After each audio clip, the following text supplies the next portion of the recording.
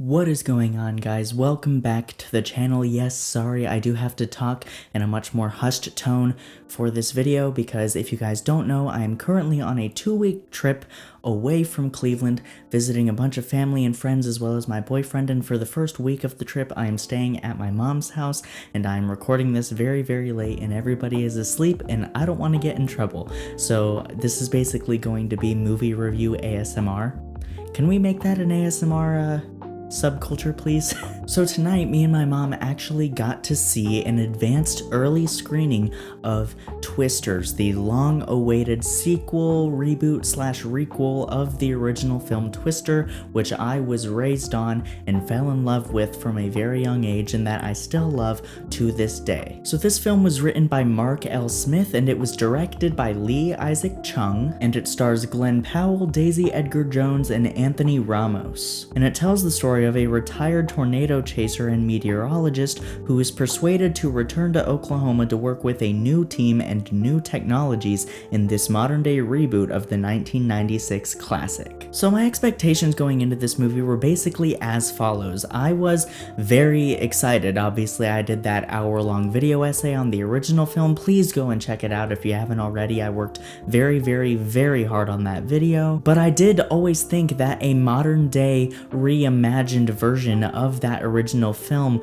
would definitely serve its premise well, especially with new technologies, developing systems, and things like that. I was also already a big fan of the three main stars of this film, those people of course being Daisy Edgar Jones, Glenn Powell, and Anthony Ramos. Daisy Edgar Jones I thought was really, really good in Where the Crawdads Sing. Glenn Powell was great in Top Gun Maverick and one of the better parts of Anyone But You. I mean, he's kind of everywhere at the moment.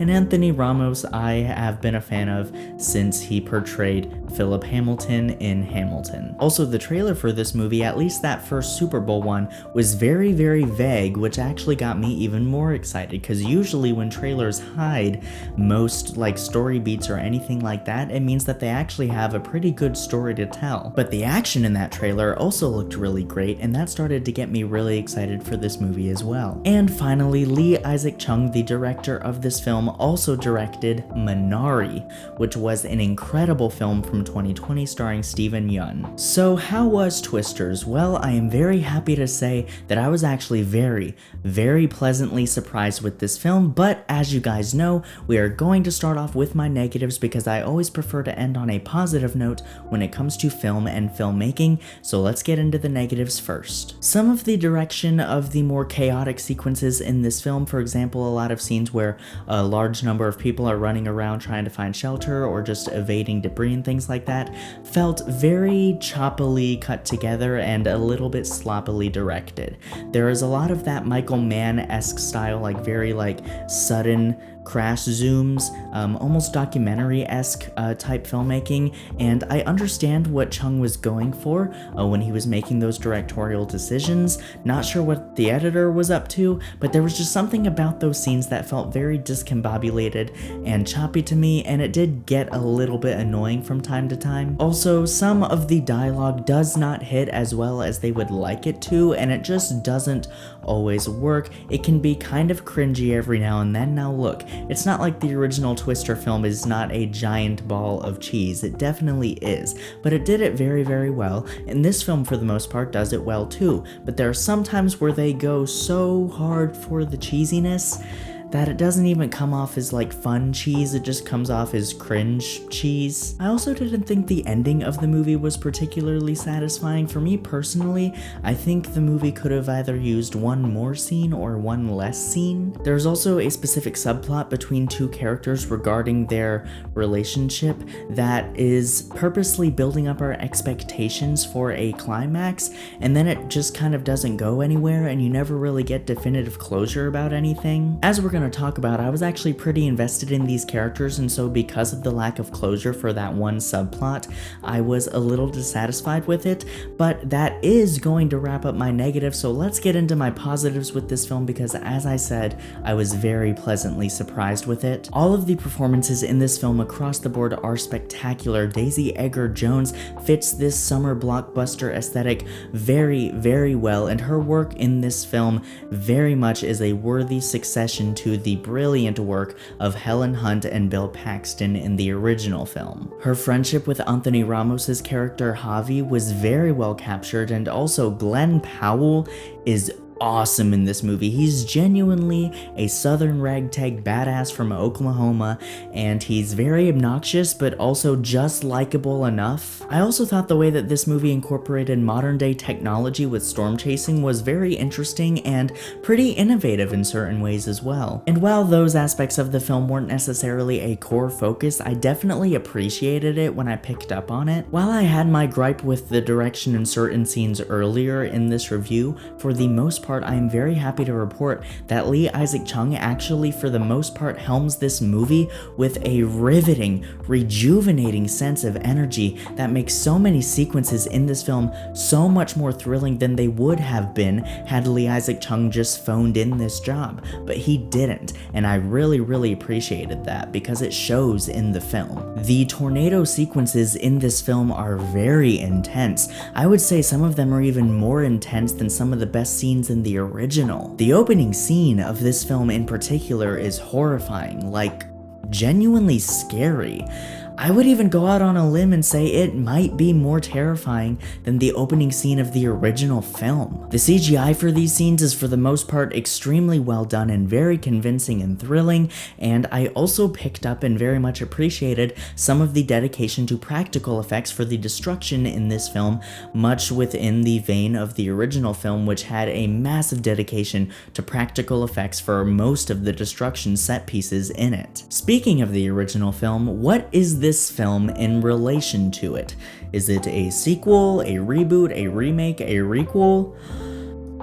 Yes. In all honesty, I think that the most accurate way to describe this film is that it is a contemporary reboot of the original film's concept. And that's actually one of the things I loved the most about this movie, and that is that it doesn't fuck with the original. There are no characters in this film that are from the original. There's really nothing in this film that is from the original aside from the machine of Dorothy, which we already saw in the trailers. The events of the original are not necessarily a part of the backstory of this film. It stands on its own, which is so refreshing because something that so many reboots like this tend to do, and that I tend to be really scared about, is that they tarnish the legacy of the film or films that came before them. But this movie absolutely does not do that because it understands what worked about that original film, which was not some great underlying world lore building that could give a studio a multi-billion-dollar new franchise. No,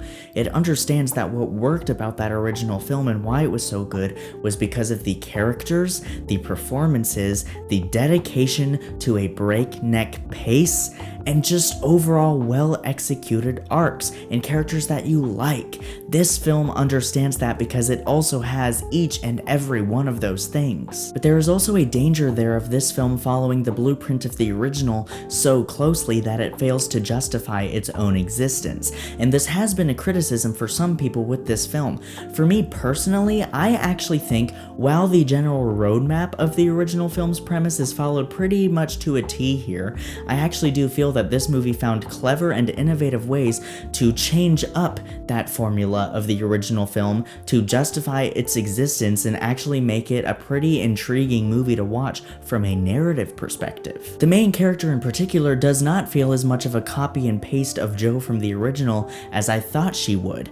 In fact, she kind of feels like a combination of both Jo's and Bill's personalities from the original film into one character here in this new movie, which was very interesting and made for a character that felt fresh and new. There's also other ways that this film subverts the formula of the original that unfortunately I cannot get into because we would be getting into spoilers. The most surprising aspect of this movie for me though was how invested I was emotionally. I truly did not think I would find myself caring for these characters in this film as much as I care for the ones in the original, but I stand corrected. As mentioned earlier, the opening scene of the film is quite terrifying and pretty traumatizing actually, and it was a very abrupt way to open the movie. Not saying that the original film didn't open in a similar way, but there was something about this film's opening in particular that just felt darker and more gritty, and it just did such a good job of instantly getting me on the side of the main character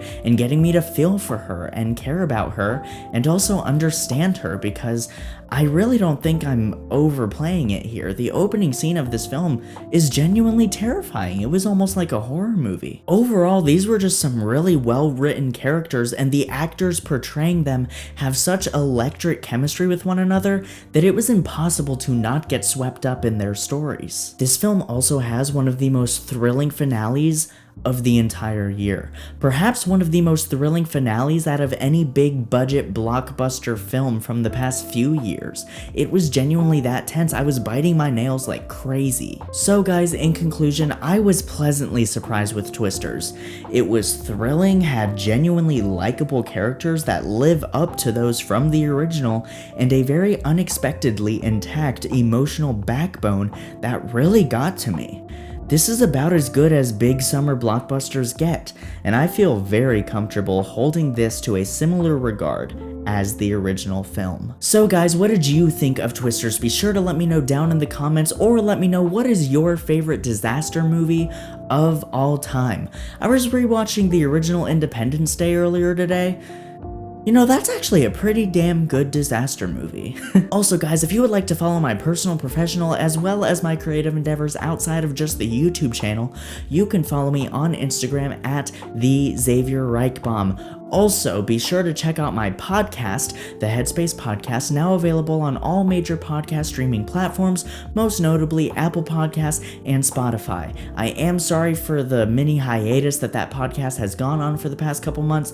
My life has just been fucking crazy these past few months, and it's just been impossible to fully commit to that podcast, but it is not going anywhere. I have other episodes lined up, just bear with me. And one last thing before I let you guys go, thank you so much, genuinely, for all of the love and support on my video that I did on A Ghost Story. That was such a personal and emotional project for me, and genuinely the amount of love and support on it has just been overwhelming. 26,000 views, 1,000 likes, over 150 comments, come on!